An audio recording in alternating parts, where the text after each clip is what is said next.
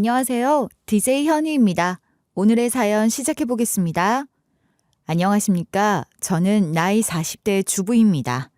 집안에서 반대를 하는 결혼, 여러분들은 어떻게 생각을 하시나요? 사랑 하나만 믿고 한 사람에게 제 인생 전부를 던졌지만 저에게 결국 돌아온 것은 상상도 하지 못할 배신이었네요. 이 모든 일을 겪은 지금, 저는 한동안 우울함에서 벗어나기 힘들 정도였습니다. 정말 가까운 나의 반쪽이라고 생각했던 사람에게 당한 배신은 제 가슴에 큰 구멍을 냈거든요. 그것도 제가 아주 힘들었던 시기에 말입니다. 제 이야기를 끝까지 듣고 저와 함께 화를 내주신다면 그것만으로도 충분히 위로가 될 것 같아요. 그럼 제 이야기를 한번 시작해 보겠습니다. 성심성의껏 살아야 한다. 그건 우리 가족의 가훈 같은 말이었어요. 어릴 적부터 가난에 찌들어 살았던 건 아니지만 정말이지 평범함의 극치랄까 그저 그런 삶이었죠. 부모님은 열심히 일하셨고 저와 동생은 성실하게 학창시절을 보냈어요. 특별할 것 없지만 어딘가 단단했던 그런 모습이 우리 가족의 전부였죠. IMF가 터졌을 때 아버지가 실직을 하셨는데도 분위기는 크게 달라지지 않았어요. 주변 사람들도 다들 힘들어했기에 우리만 이런 게 아니구나 싶었죠. 오히려 다 같이 이 시기를 이겨내자고 으쌰으쌰하는 분위기에 저도 덩달아 휩쓸렸던 것 같아요. 아버지는 실직 이후 다시 일어섰고 IMF가 조금 잠잠해진 시기에 작은 IT 관련 사업을 시작하셨어요. 대박을 낸 건 아니었지만 남들 정도는 버는 수준이었고 가족이 다시 먹고 사는 데는 큰 걱정 없을 만큼은 되셨죠. 물론 부유하다고 말하긴 어려웠지만요. 어머니도 꾸준히 부업을 하시며 생활을 도우셨고요. 우리 가족이 그 시기를 견딜 수 있었던 건 성실함 덕분이기도 했지만 사실은 집 한 채 덕이 가장 컸어요. 그 집이 무슨 대단한 집도 아니었고 좋은 동네에 있는 것도 아니었지만 어머니는 이 집 하나는 꼭 지켜야 해 하시며 이를 악물고 버티셨어요. IMF 시절엔 대출이 안 나오는 상황이라 부채를 못 갚으면 집이 경매로 넘어가곤 했는데 어머니는 어떻게든 그걸 막아내셨죠. 그 집이 우리 가족에게 주는 의미는 그야말로 특별했어요. 유일한 버팀목이었달까. 그렇게 시간이 흘러 아버지의 사업이 점점 자리를 잡기 시작했고 저와 동생은 공부에 집중할 수 있었어요. 솔직히 말해 저희는 고등학교를 졸업하면 곧장 일을 해야 하나 고민을 했을 정도였지만 다시 대학 진학을 꿈꿀 수 있게 된 거죠. 저도 열심히 공부해서 대학에 들어갔어요. 뭐 서울의 유명한 대학은 아니지만 알 사람은 알 법한 학교였죠. 뭐 정말 죽어라고 집중을 할 만큼 뒷바라진 못하겠지만 최대한 해줄 테니까 할 수 있을 만큼만 다 해봐. 그 말 덕분에 마음 편히 학교를 다닐 수 있었고 큰 걱정 없이 졸업까지 마칠 수 있었어요. 졸업 후엔 큰 변화가 있었던 건 아니에요. 제가 늘 말하는 것처럼 정말 평범하게 살았거든요. 성실하게 학점도 챙기고 별다른 추천서 없이 스스로 취업 준비를 했죠. 물론 취업이 쉽진 않았어요. 저도 솔직히 편하게 일하고 싶고 월급도 잘 받으면 좋겠다는 마음이 있었죠. 하지만 그렇게 좋은 조건이 저에게 주어질 리가 없었어요. 그땐 서울대 나와도 치킨집 한다는 말이 유행이었는데 저는 서울대는커녕 지방대 출신이었고요. 그래서 그런지 좋은 회사에 가는 건 언감생심, 욕심일 수도 있겠다는 생각도 했어요. 그래도 도전을 멈추진 않았어요. 그게 저희 집안의 방식이었거든요. 결국 한 중견기업에 합격하게 됐고 그날 저는 마음속으로 다짐했어요. 이 회사에 뼈를 묻자고요. 그 약속을 지키기 위해 정말 열심히 일했어요. 굳은 일도 마다하지 않았고 야근도 서슴지 않았죠. 그렇게 노력하다 보니 팀장님 눈에 띄게 됐고 입사 3년 만에 신제품 개발 프로젝트에 투입될 수 있었어요. 이건 정말 큰 기회였기에 실수하지 말자고 다짐을 했어요. 그래서인지 더 신중하게 행동했고 맡은 업무에선 결과를 내기 위해 반낮 없이 매달렸어요. 덕분에 프로젝트도 꽤 성공적으로 마무리되었고 인사 고과도 좋게 받았죠. 마침내 입사 3년 만에 대리를 달게 됐고 그때 저는 정말 일하는 게 즐거웠어요. 그런데 말이죠. 그렇게 일에만 빠져 살다 보니 정작 연애는 전혀 못하게 되더라고요. 야, 너는 사람이 소개시켜줘도 잘 안 나오잖아. 그러니까 남자를 못 만나지. 눈만 높아가지고 몇 번은 만나봐야 보는 눈이 생기지. 그 말이 맞긴 했어요. 연애도 연습이 필요한데 저는 연애 연습 한 번 제대로 못 해봤으니까요. 30이 넘고 나니까 저도 모르게 결혼에 조급해지기 시작했어요. 친구들은 하나 둘 결혼하고 소개팅도 잘 되고 그런 걸 보니까 저만 뒤처지는 기분이더라고요. 그래서 저도 결혼을 꿈꾸게 됐어요. 그렇다고 조건만 보는 선자리는 싫었고 자연스럽게 인연을 만나고 싶었어요. 그러던 중 우연히 한 남자를 알게 됐어요. 우리 회사와 거래하는 중소기업 직원이었는데 성실한 사람이라는 평이 있었죠. 물론 반반이었어요. 일은 열심히 하는데 답답하다. 일머리는 없지만 사람은 참 괜찮다. 그런 이야기들이 들려왔죠. 처음엔 저도 업무적으로만 대했는데 어느 날 문득 이 사람이 우리 아버지를 많이 닮았다는 걸 느꼈어요. 말투가 부드럽고 상대방 기분을 참 세심하게 배려하더라고요. 쉽게 말하면 돌려 말하는 능력이 뛰어난 사람이었어요. 일머리는 부족했지만 사람 자체는 참 괜찮았어요. 그렇게 제 마음도 조금씩 열리기 시작했던 것 같아요. 원래 연애를 제대로 안 해본 사람은 금방 사랑에 빠지기 마련이죠. 금사빠라고 하잖아요. 저도 그랬던 것 같아요. 이 사람 참 괜찮다 그렇게 생각하니까요. 이상하게도 자꾸 좋은 모습만 보이더라고요. 이 사람이 어떤 배경을 가졌는지, 가족관계는 어떤지 그런 건 전혀 몰랐는데도 그냥 이 사람 하나면 제 외로운 마음이 채워지지 않을까 싶은 생각이 들었어요. 말 그대로 혼자 상상의 나래를 펼친 거죠. 그러던 중 제가 부서를 옮기게 됐는데 우연인지 운명인지 하필 그 사람이 있는 거래처와 연계된 부서였어요. 덕분에 그 사람을 자주 마주하게 됐죠. 제가 맡게 된 거래처 담당자였거든요. 적어도 한 달에 2~3번은 미팅이 필요했고 자연스레 얼굴을 자주 보게 되었어요. 어느 날 회의 도중에 제가 슬쩍 말했던 적이 있어요. 저는 녹차나 커피를 못 마셔요. 카페인만 들어가면 심장이 막 뛰어서요. 아, 그러세요? 저희 회사엔 녹차와 커피밖에 없는데 물이라도 드릴까요? 그땐 그냥 지나가는 말처럼 던졌는데 며칠 뒤 그 사람을 다시 만나러 갔을 때 작은 일이 벌어졌죠. 카페인 안 드신다고 하셨죠? 그래서 허브티 준비해봤어요. 직접 고른 건 아닌데 뭐라도 드셔야 하잖아요. 순간 가슴이 철렁 내려앉았어요. 이런 걸 기억해준다고? 싶었거든요. 작은 배려 하나에 마음이 푹 녹아버린 거예요. 진심으로 저를 생각해주는 느낌이 들었달까요? 아, 이런 사람이랑 결혼하면 참 평생 든든하겠다. 그런 생각까지 들 정도였죠. 그렇게 분위기가 묘하게 흐르다 보니 저도 모르게 물어봤어요. 혹시 여자친구 있으세요? 아, 너무 사적인 질문이었을까요? 연애는 아직 안 하고 있어요. 생긴 건 이래도 은근히 눈이 높은 편이라 그런가 봐요. 사실 저도 이상했어요. 왜 그런 사람이 연애를 안 했을까?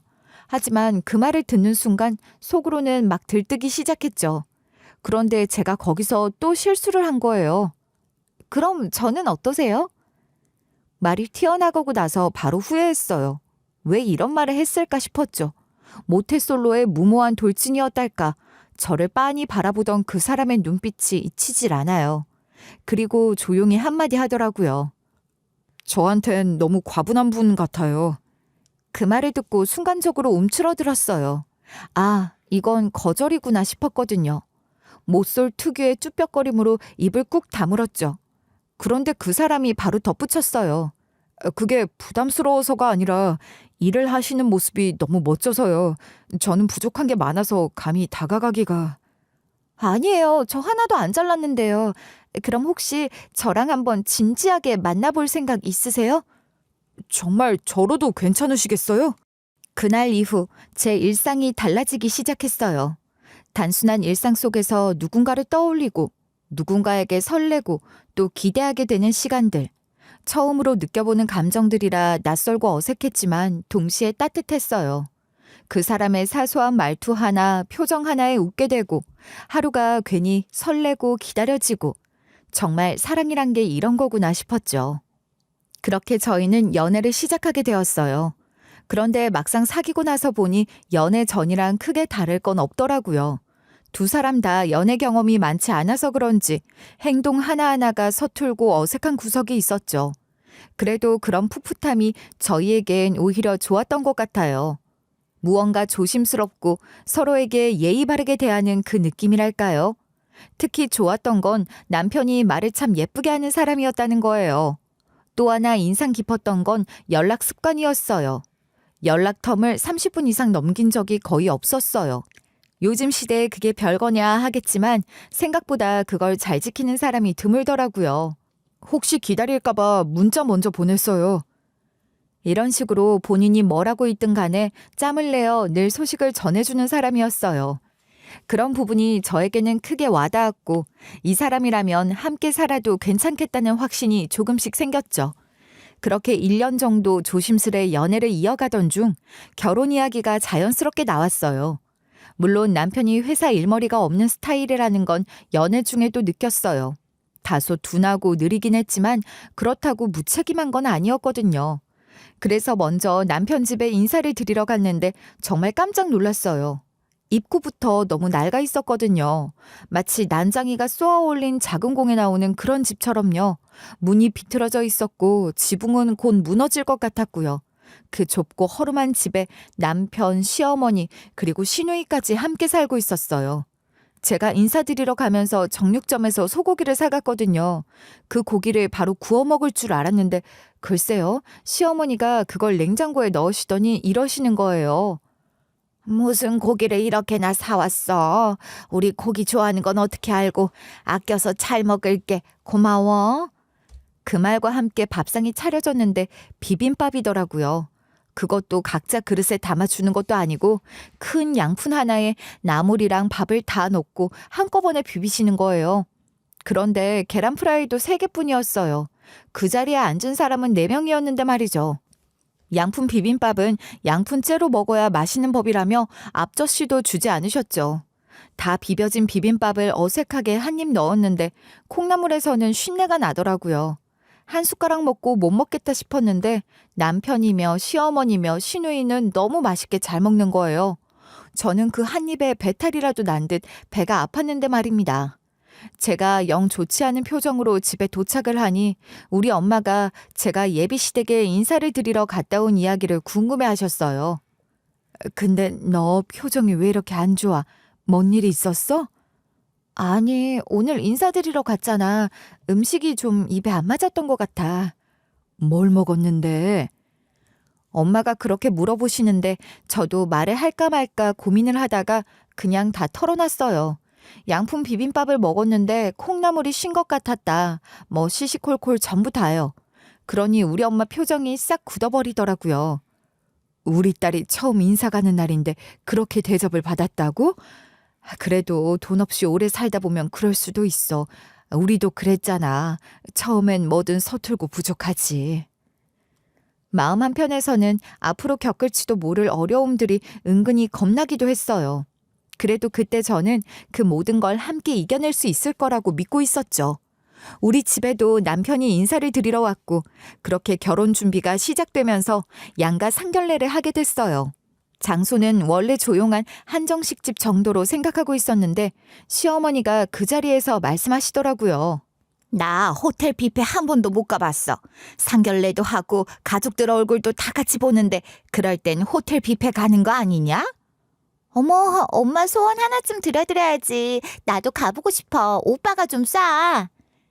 그렇게 말하는데 분위기를 굳이 깨고 싶진 않아서 그냥 그러자고 했죠. 그래서 양가 가족이 호텔 뷔페에 모이게 됐는데요. 겉으로 보기엔 화기애애하고 무난하게 흘러가는 것 같았어요. 그런데 그날 진짜 충격적인 광경을 보게 됐죠. 시어머니랑 시누이가 가방에서 뭔가를 꺼내는 거예요. 순간 저는 혹시 선물이라도 꺼내시나 했는데 비닐봉지더라고요. 어머님, 그게 뭐예요? 여기 음식 너무 고급스럽잖아. 우리가 위가 작아서 많이 먹지도 못하니까 좀 싸가려고. 아깝잖아. 그 말이 끝나기 무섭게 시어머니와 시누이가 접시에 음식을 산더미처럼 담아오더니 주변 눈치도 안 보고 그대로 봉지에 넣기 시작하셨어요. 그 광경을 본 저희 엄마 얼굴이 하얗게 질리셨어요. 식사가 끝나고 나오자마자 저를 따로 불러내셔서 말씀하시더라고요. 하나를 보면 열을 안다더니 너 저런 집안에 정말 시집 가려고? 엄마, 그냥 어머님이 호텔 뷔페 처음이라 그러신 거야. 자식들 부담 줄까 봐 그런 거겠지. 자식들이 다 일도 하고 너희도 결혼할 나이면 경제적으로 어엿한 성인이야. 그런데 부모가 저렇게 궁상스럽게 굴면 자식들이 뭐가 되니? 사실 저도 당황스럽긴 했어요. 하지만 그때 이미 제 마음은 남편에게 깊이 가 있었고 남편도 속상해하면서 저에게 이렇게 말했어요.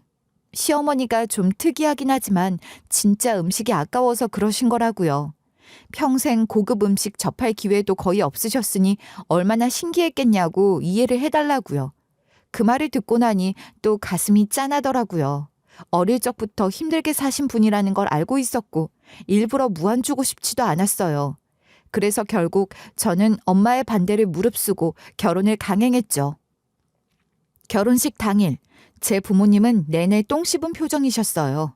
혼주석에 앉아 계셨지만 웃음기 하나 없이 굳은 얼굴로 계시는데 제가 다 부끄러울 정도였어요. 결혼할 때 부모님은 저에게 딱 잘라 말씀하셨어요. 네가 원해서 한 결혼이니까 친정에 기대할 생각 마라. 돈 한 푼 바라지 마. 그때는 당연한 말이라 여겼어요. 내가 선택한 삶이니까 내가 책임져야지 그런 생각이었거든요. 하지만 시간이 지나면서 서운함이 조금씩 쌓이기 시작했어요. 제 동생이 결혼할 땐 부모님이 아낌없이 지원을 해주셨거든요. 전셋집도 도와주시고 예단 예물도 제대로 맞춰주시고 반면 저는 생활이 궁핍해질수록 친정에 손을 벌릴 수도 없었어요. 오히려 그런 말조차 꺼낼 수 없는 분위기였죠. 그래도 제 팔자니까 이건 내가 감당해야 할 몫이라고 생각했어요. 남편 하나만 믿고 살았어요. 그런데 아이를 낳고 육아휴직에 들어가면서 상황이 더 안 좋아졌어요. 제가 일을 쉬는 동안 남편 혼자 벌어야 했고 그 수입으로는 저희 둘만 살기도 빠듯했죠. 그런데 문제는 그 돈으로 시어머니와 시누이까지 챙겨야 했다는 거예요. 시누이라고 해서 돈을 알뜰히 모으는 것도 아니었어요. 비정규직으로 일을 하면서 월급만 들어오면 사치부터 시작했죠. 여자는 꾸며야 해. 그래야 돈 많은 남자가 눈길이라도 주지. 그 말을 아무렇지 않게 내뱉는 걸 보면서 저는 의지를 잃어간 사람처럼 지내기 시작했죠. 거기다가 점점 비교당하는 느낌을 받기 시작했어요. 제 동생은 아버지가 운영하시는 사업체에 들어가서 돈도 잘 벌고 집에서도 지원을 듬뿍 받으며 살고 있는데 저는 명절에 고기 세트 하나 사가는 것도 눈치 보이며 고민해야 하니까요. 그게 그렇게 서러울 수가 없었어요. 남편은 언제나 시댁 편이었어요. 가난한 게 죄는 아니지 않냐고, 돈 없다고 무시당할 이유 없다고 말은 번지르르하게 하면서도 정작 현실적인 얘기를 꺼내면 딴청을 부렸어요. 요즘 애들은 학원도 보내야 하고 이것저것 준비할 것도 많아. 어릴 때 배우는 건 다 소용없어. 그런데 돈 쓸 바엔 아픈 우리 엄마 먼저 챙기자. 하지만 시어머니는 하나도 안 아프셨어요. 매일 산책도 다니시고 김장도 혼자 척척 하실 정도로 건강하셨죠. 그 얘기를 꺼내면 남편은 또 시어머니 편을 들면서 다 그런 척 하는 거라고. 시어머니도 나이가 들었는데 아픈 곳 하나 없겠냐고 딴청을 부렸죠. 저는 더 이상 대꾸하지 않았어요.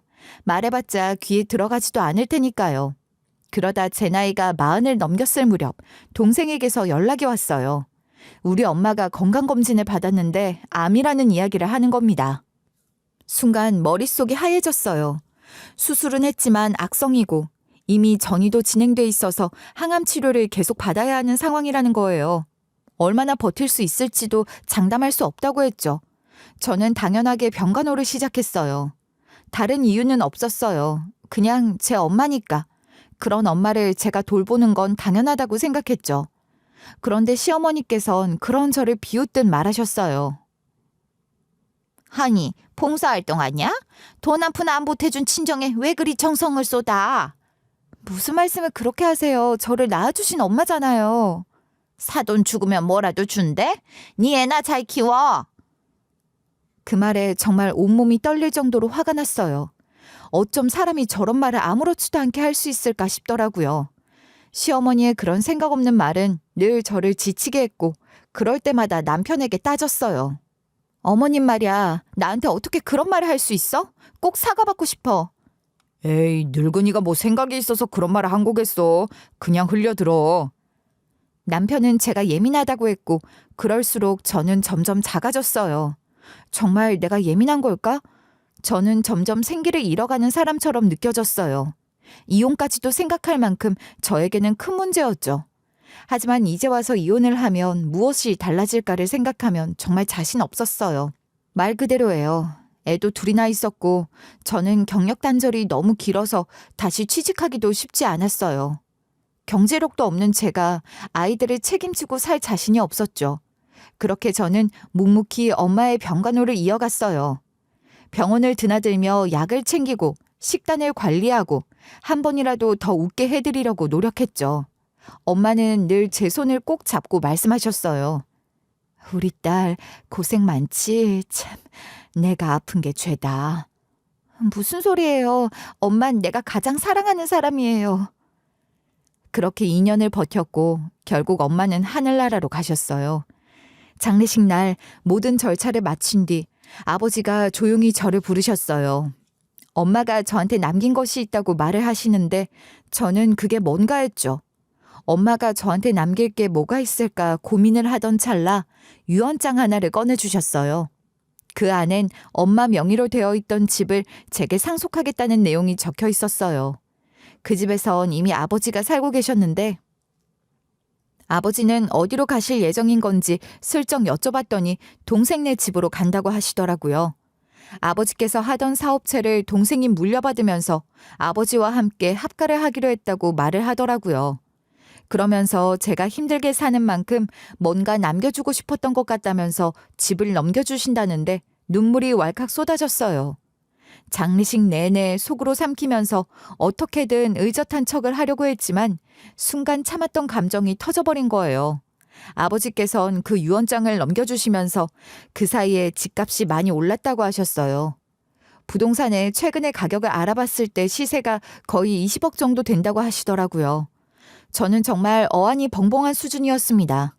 물론 세금도 내야 하고 이것저것 정리를 하고 나면 시세에 비해선 많이 줄어들기야 하겠지만 이런 재산이 한순간에 저에게 생겼다는 사실이 믿기지 않았어요.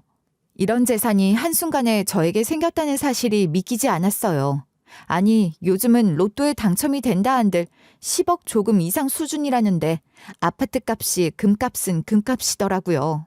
거기다가 모자란 딸을 생각한 건지 상속 절차 또한 어렵지 않았어요. 엄마가 모든 걸 꼼꼼히 준비해 두신 덕분이었죠. 유언장에 공증까지 받아준 상태였고 필요한 서류들도 정리되어 있었어요. 그 모든 걸 지켜보며 저는 또 울었어요.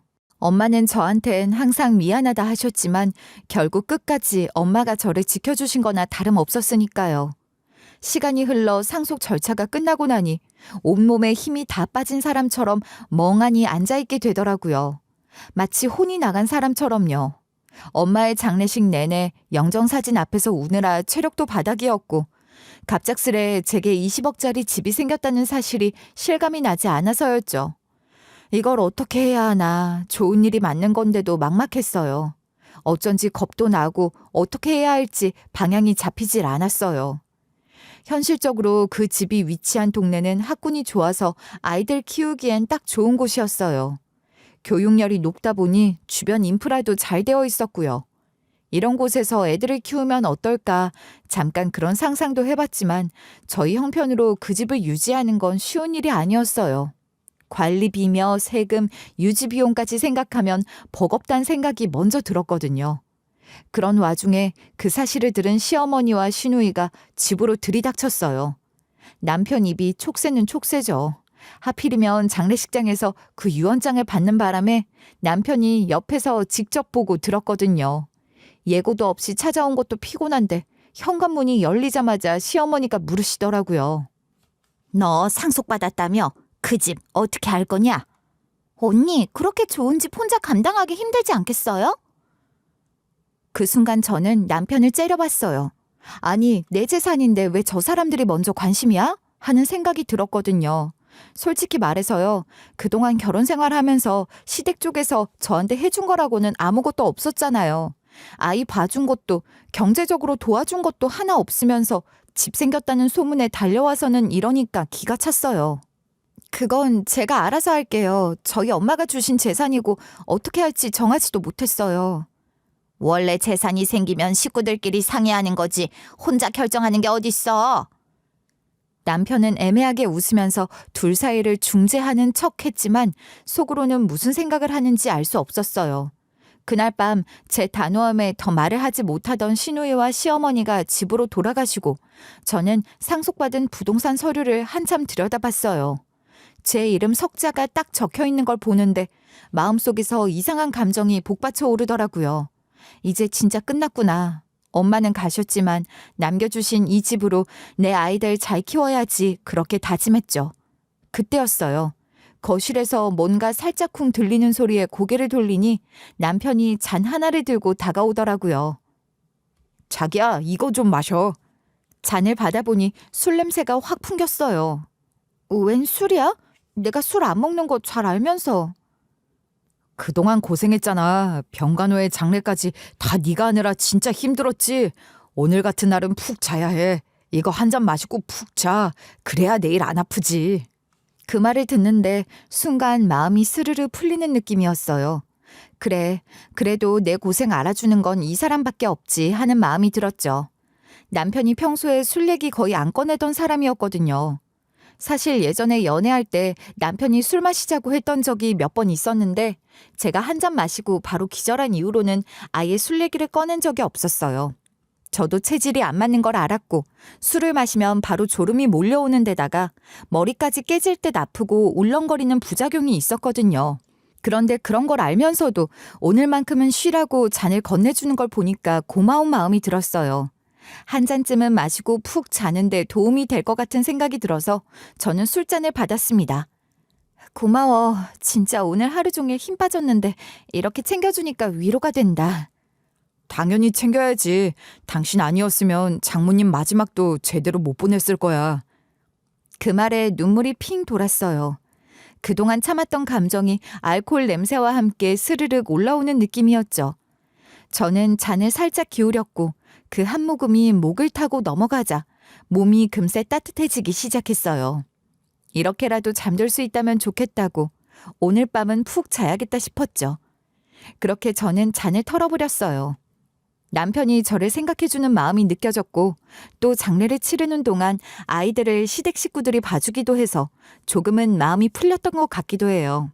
게다가 시누이가 집에 뭘 두고 갔다며 시댁으로 돌아갔다가 다시 저희 집에 왔는데 남편이 제가 잠을 통 못 자서 피곤해한다고 하자 술을 먹고 자야 한다고 하자 시누이가 아이들을 대신 재워주겠다고 했거든요. 언니, 애들은 내가 재울게요. 언니는 오늘만큼은 푹 쉬어요. 그렇게 말해주는데 아까 집 타령할 때와는 달리 마음이 찡하더라고요. 정말 고마웠어요. 사람 일이라는 게 아무리 서운한 일이 있어도 막상 그런 따뜻한 말 한마디에 마음이 스르르 녹잖아요. 그래서 저는 남편이 건넨 술 한 잔을 털어놓고 방에 들어가 이불을 덮었어요. 그렇게 마음을 다잡고 누웠는데 생각보다 술이 금세 돌았는지 몸이 나른해지면서 바로 잠이 들더라고요. 그런데 늦은 새벽 이상하게 잠이 깨버렸어요. 술 기운이 덜 빠져서 그런 건지 너무 피곤해서 깊이 못 잔 건지 모르겠는데 몸이 축 처지면서도 묘하게 묵직한 느낌이 들더라고요. 몸살이 오려나? 처음엔 그냥 그렇게 생각했어요. 몸도 으슬으슬하고 머리도 약간 지끈거리는 게 딱 감기 기운 도는 느낌이었거든요. 그래서 진통제라도 먹고 다시 자야겠다 싶어 몸을 살짝 움직이려 했죠. 그런데 그 순간 묘한 정적이 감도는 느낌이 확 들었어요. 뭐지 싶어서 몸을 멈추고 실눈을 떠서 천천히 앞을 봤는데 숨이 턱 막히는 거 있죠. 제 코앞에서 남편이 손을 흔들고 있는 거예요. 심장이 벌렁벌렁 뛰기 시작했어요. 지금 뭐 하는 거야, 이 사람? 순간 소리를 지를 뻔했지만 직감적으로 지금 소리 지르면 안 되겠다는 생각이 먼저 들었어요. 몸을 딱 굳힌 채로 자는 척을 했어요. 눈을 감고 숨도 죽이고 말이죠. 그런데 남편이 중얼거리더라고요. 그냥 뒤척인 건가 봐. 다 된 거지? 그 말에 속이 서늘해졌어요. 무슨 소리인지 정확히는 모르겠는데 결코 평범한 상황은 아니라는 게 느껴졌어요. 그리고 그 순간 낯익은 목소리가 들려왔어요. 시누이였어요. 걱정 마. 지장만 찍으면 그만이잖아. 언니는 지금 푹 자고 있으니까 문제 없을 거야. 그 말이 끝나자마자 온몸에 소름이 쫙 돋았어요. 지금 뭐라고 했지? 지장을 찍는다고? 순간 머릿속에 퍼즐 조각들이 맞춰지듯 상황이 스쳐 지나갔어요. 아까 전 시어머니가 저에게 했던 말들이 떠올랐거든요. 며느리가 우리 집에 복을 가져왔잖아. 너 그 집 받았다며? 우리 이참에 이사 좀 가자. 네 시누이도 아직 자리도 못 잡았는데 가게 하나만 내줘라. 이건 제 친정엄마가 저를 위해 남겨주신 유산이에요. 저희 애들 교육비로 쓰려고요. 그러니까 그런 얘긴 더 이상 꺼내지 마세요. 치사하게 왜 그래요? 우리 가족인데 좀 나누면 안 돼요? 두 사람은 저를 은근히 몰아세웠죠. 그때도 굉장히 불쾌했지만 저는 아무 말 않고 자리를 피했어요. 그런데 지금 이 새벽에 제가 잠든 틈을 타서 무슨 짓을 하려는 건지 뻔히 보였어요. 설마 내가 자는 사이에 서류에 도장을 찍게 하려는 건가? 별 생각이 다 들면서 피가 거꾸로 솟는 느낌이었어요. 심장은 미친 듯이 뛰는데 겁이 나서 움직일 수가 없었어요. 저는 숨을 고르며 그 자리에서 가만히 누워 있었어요. 지금 움직이면 안 돼. 자는 척 계속 자는 척 해야 해 하고 속으로 생각했죠. 그리고 조용히 아주 천천히 손가락을 비벼봤어요. 순간 손끝에 뭔가 끈적이는 느낌이 묻어나오는 거예요. 이건 인주라는 느낌이 딱 왔습니다. 확신이 들었죠. 분명 지장이라고 말을 했으니 내가 잠든 사이 내 손가락에 인주를 묻혀서 뭔가 서류에 장난을 쳤다는 거예요. 몸은 마치 돌처럼 굳어 있었지만 정신은 그 어느 때보다 또렷해졌어요. 머릿속에선 수많은 생각이 오갔고 그 와중에도 신우이의 목소리가 귓가를 파고들었죠. 언니는 술만 마시면 세상 누가 업어가도 모르니까 얼마나 다행이야. 안 그랬으면 우리가 이런 짓 어떻게 했겠냐고. 내일은 네가 살살 구슬려서 녹취 따놔. 중요한 건 말이지. 자기가 그 돈을 우리한테도 쓸 생각이 있다는 걸 입으로 말해야 한다니까. 맞아. 뭐라고 하랬지? 부부끼린 네 돈 내 돈이 어디 있어. 유산이라도 애들 키우고 가족들 위해서 같이 쓰면 좋은 거 아니냐고 슬쩍 떠보라고 그랬잖아. 그 말만 입 밖으로 나오면 끝나는 거지. 지장이야 이미 찍었고 나중에 말까지 했다고 하면 증거도 충분하고. 그 말을 듣는 순간 제 속은 말 그대로 뒤집어졌어요. 저를 그냥 술에 취한 바보쯤으로 생각하고 있었던 거겠죠. 그때 신우이가 한마디를 던졌어요. 제 상식으로는 도저히 상상도 할 수 없는 일이었습니다. 근데 언니가 어디 다치거나 몸이 안 좋아지면 보험금까지 타낼 수 있는 거 아니야? 야, 너 그건 좀 아무리 그래도 그렇지 보험 사기 같은 건 티가 난다니까. 언니가 자다가 굴러서 다리라도 댕강 부러졌다고 해봐. 우리가 조그만 상황 꾸며주면 보험도 나오고 집 팔겠다는 말 안 하고 순순히 넘기지 않겠어? 그런가. 우리가 병간호 열심히 하면 또 마음이 쉽게 바뀔지도 모르잖아. 진짜 어떻게 좀 해볼까? 그 순간 더는 참을 수 없었어요. 온몸에 피가 거꾸로 솟고 이대로 가만히 있으면 정말 무슨 일이 벌어질지도 모른다는 공포가 확 밀려왔죠. 저는 이불을 걷어내며 벌떡 일어났어요. 야, 너희 둘 다 지금 뭐라고 했어? 두 사람의 얼굴이 동시에 얼어붙는 게 보였어요. 신우이는 하얗게 질렸고 남편은 허둥지둥 서류를 뒤로 감추려다 멈칫했죠. 아니, 당신 언제 일어났어? 푹 자고 있는 줄 알았는데. 자고 있다고? 내가 술 마시면 정신 못 차리는 줄 알았어? 내 손가락에 인주 묻혀서 무슨 서류에다 지장 찍는 거야? 당장 말해. 잠깐만, 당신 오해하는 거야. 우리가 무슨... 오해? 지금 그게 오해로 들려? 녹취 따자는 말, 우리한테도 돈 쓰게 해야 한다는 말, 다리라도 부러뜨리자는 그 말까지 다 들었는데 그게 오해야? 저는 숨을 헐떡이며 벽에 기대었어요. 머리가 깨질 듯 아프고 가슴은 벌렁거렸지만 지금 이 상황에서 절대 물러서고 싶지 않았어요. 당장 서류 가져와. 내가 지장 찍은 거 전부 가져와서 보여줘. 아니면 지금 바로 경찰 부를 거야? 무슨 억측으로 경찰을 부른다고 그래. 진짜 그렇게까지 할 거야? 그래. 내 엄마가 죽으면서 나한테 남긴 집을 니네가 도둑질하려고 했는데 그럼 어떻게 해야 하는데? 이걸 조용히 넘어가라고? 미쳤니? 제 목소리는 분명히 떨리고 있었지만 그 누구보다 단단했어요.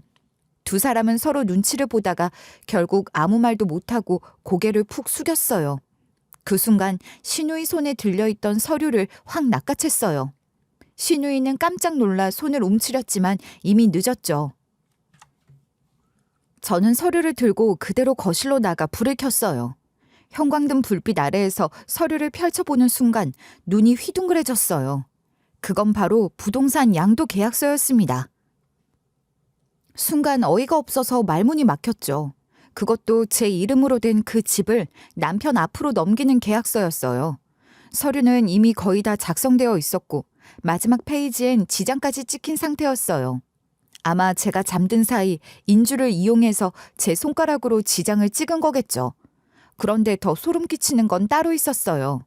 식탁 위에 널브러진 종이 몇 장이 보이길래 무심코 집어들었는데 거기에 익숙한 글씨체가 반복되어 있었어요. 바로 제 글씨였습니다. 신우이가 제 서명을 흉내내며 연습한 흔적이었어요.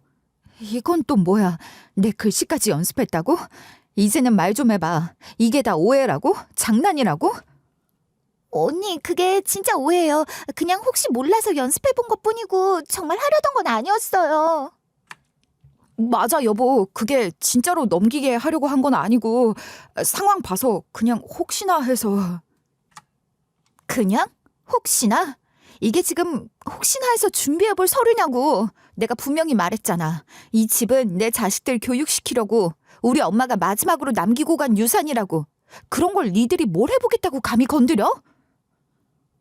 두 사람은 제 눈치를 보며 우물쭈물 하다가 결국 말문을 닫았어요. 순간의 침묵 속에서 저는 손에 들고 있던 서류를 던지듯 식탁에 올려놨어요. 세상에, 사기꾼도 이런 사기꾼이 있을 수 있나요? 그것도 가족의 뒤통수를 치는 사기꾼이라니. 입이 있으면 말을 해봐. 내가 잠든 사이 지장 찍게 하고 내 글씨체 흉내내서 사무소 위조까지 하려던 거잖아. 이걸 그냥 넘어가라고? 내가 잠든 틈에 지장 찍고 글씨 흉내내서 서류 준비했어? 이게 너희한테 당연한 거야? 언니가 돈 다 갖고 있는 게 치사해서 우리도 힘들잖아. 그래, 치사해 보였겠지. 근데 그 돈 내가 얻은 거 아니야. 우리 엄마가 죽기 전에 남기고 간 마지막 유산이야. 너희는 그 장례식장에서 울기라도 했어? 난 매일 울었어. 엄마를 어떻게 떠나보내나. 아이들 키우면서 병간호까지 하면서 내가 무너질까 봐 얼마나 버텼는지 알아? 왜 말을 그렇게까지. 우리는 그저 당신이 돈을 쥐고 쥐락펴락할까 봐 조금 나눠두면 또 좋지 않나 싶어서 그런 거지. 니들은 그 모든 걸 돈으로만 본 거야. 내가 고생해서 얻은 값진 시간들이 너희에겐 그저 집 한 채였다고. 미안해. 진짜 그럴 생각까진 아니었어. 그냥 엄마가 계속 당신이 돈 쥐고 있으면 우리가 눈치도 봐야 하고 또 딴 마음도 먹을 수 있다고 하니까. 됐어. 이미 늦었어. 이건 지금 사과한다고 끝날 일이 아니야. 니들 지금 법적으로도 선을 넘었어. 내가 이걸 경찰에 들고 가도 너희 할 말 없다는 거 알지? 신우이는 얼굴이 새하얘졌고 남편은 입을 꾹 다물고 고개를 숙였어요. 저는 인주가 묻은 손가락을 천천히 들여다보며 말했어요. 그 빨간 자욱이 제 마음을 대변하는 것 같더라고요. 이 손가락, 내가 내 아이들 미래를 위해서 써야 할 손이야. 니들한테 도장 찍으라고 붙어있는 게 아니라고. 그리고 식탁 위에 계약서, 연습 종이들, 인주가 묻은 물티슈까지 모두 한데 모아 투명 지퍼백에 담았어요. 증거는 제가 챙긴다는 마인드였죠. 다시는 이런 짓 못하게 말입니다. 그들이 어쩔 줄 몰라 하는 사이 저는 더 이상 이 가족이라는 단어 하나로 전부 다 엮을 수는 없다고 믿을 수 있는 사람이 없는 것 같다고 했어요. 그 말이 제 입에서 나오는 순간 거실 안의 공기가 싸늘하게 식는 게 느껴졌어요. 숨조차 답답하게 느껴졌죠. 가뜩이나 거지 같은 인간들 거지 근성에 찌들어서 내가 어떻게든 부모님 반대 무릅쓰고 결혼했는데 결국 이렇게 되니까 내가 진짜 미쳤구나 싶더라. 이혼하자. 더는 이렇게 못 살겠다. 여보, 그건 너무한 거 아니야? 지금 돈 생기니까 이혼하겠다는 거야? 애들도 있는데 어떻게 그런 말을 해? 언니, 진짜 그렇게까지 할 거예요? 가족끼리 이 정도도 못 넘어가요? 붙잡을 게 없으니까 애를 파냐? 애들이 무슨 거래 수단이야? 니들이 지금까지 한 짓 다 잊었니? 내가 술 마시면 기절하는 거 뻔히 알고 그걸 이용해서 나를 재운 다음에 내 부동산 서류에 지장 찍고 글씨체 흉내까지 내서 니들 명의로 넘길 생각을 해놓고 그런 주제에 애들 때문에 못 헤어진다고? 말 같지도 않은 소리 하지 마. 남편은 입술을 질끈 깨물었고 신우이는 벽에 기대며 고개를 푹 숙였어요. 그때 제 손에는 계약서며 연습장까지 빼도 박도 못할 증거가 다 들려 있었잖아요. 눈 가리고 아웅도 하루 이틀이죠. 말을 마치고 나니 가슴이 답답하고 눈물이 핑 돌았어요. 사랑했던 사람이었고 한때는 믿고 의지했던 가족이었는데 지금은 그 누구보다도 낯설고 멀게 느껴졌거든요. 그런데 그 순간 남편이 말도 안 되는 소리를 하기 시작했어요. 내가 말했잖아. 가족끼리 그냥 의리 시험 좀 해보자는 거였어. 설마 진짜로 그 서류로 부동산을 옮기려 했겠어? 당신이 얼마나 꼼꼼한 사람인데. 뭐라고? 의리 시험? 지금 이 상황이 시험이었다는 거야? 남편은 대답 대신 억지 웃음을 지었고 저는 더 이상 말할 필요도 없겠다는 생각이 들었어요. 저는 남편과 시누이를 쫓아냈습니다. 당장 내 눈앞에서 나가달라고 말을 하니 두 사람 모두 제 심기를 거스르는 짓은 안 하는 게 좋겠다 싶었는지 시댁으로 가는 듯했죠. 다음 날 저는 증거 서류를 전부 챙겨서 변호사를 찾아갔어요. 약속도 안 잡고 그대로 찾아가서 차분하게 설명을 시작했죠. 제가 이혼 소송을 진행하려고요. 남편과 시누이가 제 명의 부동산을 몰래 넘기려고 시도했고 서류도 조작했어요. 이게 증거예요. 이런 경우는 진짜 드물어요. 어떻게 부부 사이에 이런 뒤통수를 칠 수가 있죠? 게다가 서류상으로 보면 거의 완성 직전인데요. 네, 저도 이런 일이 일어날 줄은 상상도 못했어요. 지금이라도 당장 이혼 소송은 가능합니다. 게다가 이 정도면 사문서 위조 미수, 강제 집행 면탈 시도 혐의까지도 검토할 수 있어요. 그 말을 듣는데 눈앞이 다시 뿌얘졌어요. 슬프고도 분했고 내내 제 자신이 원망스러웠어요. 저는 그저 사랑 하나 믿고 이 결혼을 지키려 했던 건데 결국 돌아오는 건 이런 식의 배신이라니 누가 알았겠습니까? 변호사는 저에게 자녀 양육에 대한 계획이 있냐 물었고 저는 제 아이들을 제 손으로 키울 거라고 했습니다. 그 인간들에게 보내봐야 아이들 기만 죽이고 돈 타령만 할 게 뻔한데 제가 미쳤습니까? 거기다가 저는 아이들에 대한 애정이 상당했어요. 제 배로 낳은 제 아이들인걸요. 그 말을 하는데 가슴이 뻐근했어요. 그래도 후회는 없었어요. 그동안 꾹꾹 참고 견뎠던 모든 시간들, 이 순간을 위해 있었던 것 같으니까요. 결국 저는 결심했어요. 남편과 시누이를 사문서 위조, 사기 미수, 명의신탁 무효소송으로 고소하기로요. 처음엔 많이 망설였어요. 가족이라는 이름 때문에 또 아이들 얼굴이 떠올라서 괜히 제 손으로 아이들의 아버지를 감옥에 보내는 기분이랄까요. 하지만 생각할수록 분하고 치가 떨렸어요. 엄마가 남긴 집을 저렇게 탐내고 내 손가락까지 이용해서 장난을 쳐? 생각만 해도 이가 갈렸어요. 저는 그 집을 자식들 교육을 위해 그리고 제 삶을 지키기 위해 간직하고 있었는데 남편과 시누이는 그걸 기회로 여겼던 거예요. 가장 결정적인 증거는 제 의지와는 무관하게 찍힌 지장이었어요. 그 위에 시누이가 제 글씨체를 따라 연습한 연습장까지 있었죠. 결국 재판에 들어가서도 시누이는 같은 말을 반복했어요. 저는 정말 우리 가족을 위해서 그런 거예요. 돈을 가진 새언니 마음이 바뀔까봐 저는 아기를 가진 게 아니었어요. 하지만 재판부는 단호했어요. 무엇보다 문서 위조의 양상이 단순하지 않았거든요. 문제의 계약서에는 제 지장뿐 아니라 매매라는 형식으로 금액이 기재되어 있었는데 그 금액이 시장 시세보다 무려 5억이나 낮게 책정돼 있었어요. 실거래 내역은 전혀 없었고요. 피고 측은 단순한 장난이라 주장하나 고의성이 분명히 드러나며 위장 거래를 통해 세금을 회피하려 한 정황이 명백합니다. 그 말 한마디에 제 안에 쌓였던 무언가가 무너지는 것 같았어요. 이건 실수도 아니고 장난도 아니었어요. 처음부터 계획된 도둑질이었지. 검찰은 제가 제출한 자료들을 모두 수용했고 이건 남편과 시누이 모두를 공문서 위조 및 사기 미수 혐의로 기소했어요. 남편은 저에게 해명을 하고 싶어 했지만 저는 변호사에게 이야기하라고 했습니다. 이후로 남편에게 어떤 연락이 와도 받지 않았어요. 전화도 문자도 지인 통해서 오는 연락도 모두 차단했죠.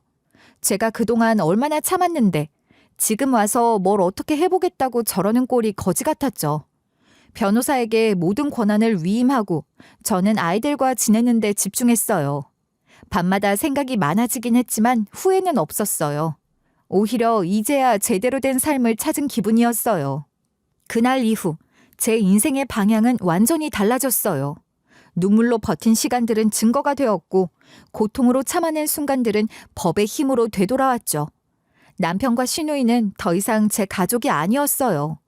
남편과 시누이가 법의 심판을 기다리는 사이 시어머니는 저를 찾아와 제 앞에 무릎을 꿇었어요. 저도 잠깐은 당황했죠. 그 오만하고 무례했던 분이 제 앞에서 무릎을 꿇고 고개를 조아릴 줄은 몰랐거든요. 그 큰 돈에 눈이 뒤집혔던 것 같다면서 잘못했다고 말을 하는데 그 눈물에 제 기분은 담겨있지 않은 것 같았어요. 아들, 딸 생각해서 흘리는 눈물이었죠. 저는 그간의 세월이 주마등처럼 지나가는 듯 했습니다. 명절에 고기 한 근을 사는 것도 눈치가 보이고 애들 학원비 때문에 숨죽이며 살았던 시간. 그런 저에게 마지막으로 엄마가 남겨주신 집을 뺏고 싶어 했던 시댁 식구들. 감히 용서가 되겠나요? 잘못했다고 비는 시어머니께 저는 안 된다고 딱 잘라 말을 했습니다. 냉정하게 선을 그었어요. 감정적으로는 아프고 불편했지만 다시는 그들과 엮이고 싶지 않았거든요. 이 사람들은 기회가 되면 또다시 같은 짓을 할 거야. 그 생각만은 확실하게 들었어요. 아들과 당장이라도 집을 나가고 싶었지만 현실은 녹록지 않았어요. 친정 아버지는 이미 동생네 집으로 들어가셨고 거기엔 손주들도 있어서 제 몫의 자리는 없었어요. 결국 저는 엄마가 남기신 그 집을 팔기로 마음먹었어요. 부동산에 매물을 내놓고 시장 상황을 살핀 끝에 그 집은 꽤 괜찮은 값에 팔렸어요. 물론 엄마의 정이 담긴 공간을 떠나는 건 쉽지 않았지만 아이들과 제가 새 출발을 하려면 그 선택이 맞다고 생각했죠. 그 돈으로 저는 도심에서 조금 떨어진 곳에 작지만 깔끔한 빌라를 하나 얻었어요. 층간소음 걱정 없고 아이들 학교와도 멀지 않은 곳이었어요. 무엇보다도 그곳은 제게 처음으로 내 공간이라는 느낌을 주는 곳이었죠. 입주하면서 가장 먼저 한 일은 주민등록 열람 제한 신청이었어요. 혹시라도 저 인간들이 또 무슨 짓을 할지 모른다는 생각이 머릿속에 맴돌았고 저는 조심에 조심을 더했어요. 행정복지센터에 가서 직접 사정을 설명하고 주소를 아무도 열람하지 못하게 처리했어요. 그리고 저는 본격적으로 이혼을 청구했어요. 감정이 아닌 법적인 판단을 받기 위한 절차였죠. 변호사와 상의하며 정리한 내용 중 가장 중요한 핵심은 이것이었어요. 남편은 결혼 기간 중 어떠한 재산 기여도 하지 않았습니다. 오히려 제 상속 재산을 불법적으로 탈취하려 시도했고 사문서 위조와 사기 미수까지 저질렀습니다. 그러므로 재산 분할은 기각되어야 합니다. 충분히 입증 가능합니다. 상대 측의 범죄 사실이 명백하고 그로 인해 의뢰인께서 신체적, 정신적 피해를 입으신 부분도 소명할 수 있습니다. 이혼 소장을 접수하는 날, 손이 조금 떨렸어요. 정말 여기까지 왔구나 싶어서요. 하지만 후회는 없었어요. 그동안 당하고만 살았던 나날들이 머릿속을 스쳐 지나갔고 그 모든 날들을 끊어내기 위해서라도 저는 반드시 이혼을 해야 했어요.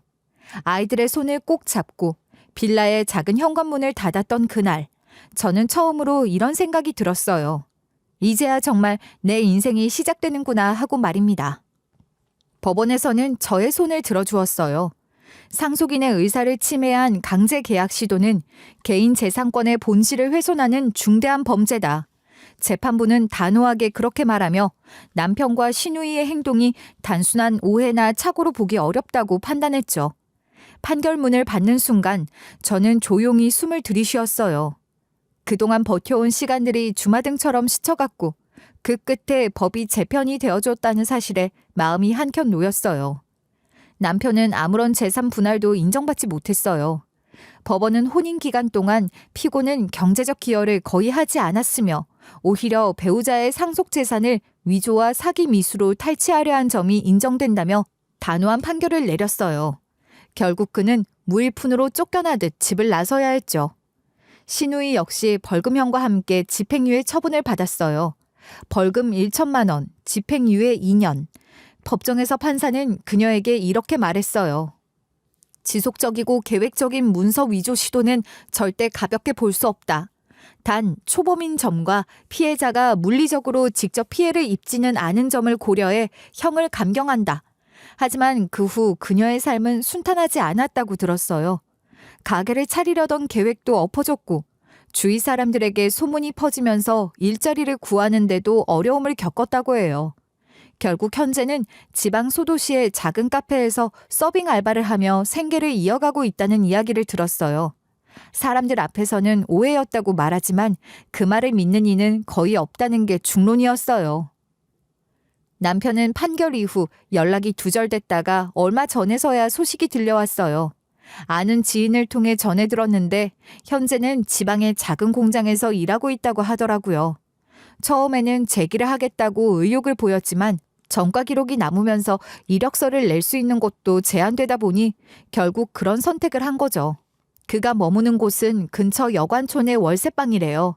혼자 지내며 아이들 사진을 꺼내보며 울었다는 얘기도 들었지만 전 전혀 연민이 들지 않았어요.